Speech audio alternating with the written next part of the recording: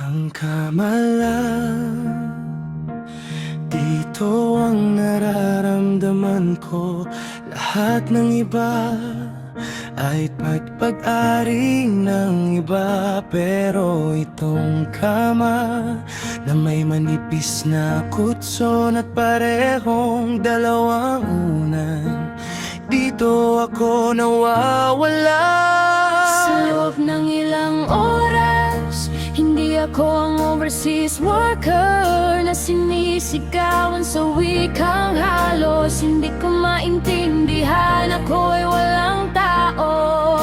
At parang ginhawa iyon, minsan nakahiga ako doon na nakatitig sa kisame, pagod na pagod para makatulog agad.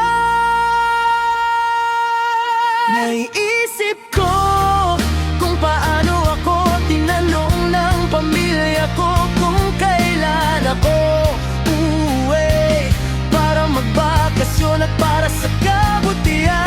Isip ko kung paano ko pinangarap noon na mabigyan sila ng mas magandang buhay, ngunit ngayon ay nangangarap na lang ako ng isang buong gabi kung saan hindi masakit ang aking katawan.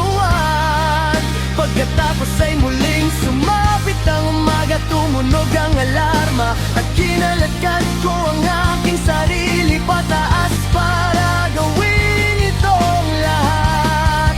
Ngunit ang unang 30 segundo nang bumagsak ako sa kama, iyon ang tanging bahagi ng araw na tunay na pag-aari ko. Iyan ang ibig sabihin ng anumang oras na uuwi ako mula sa trabaho. Humiga ako sa aking kama. Kapag ikaw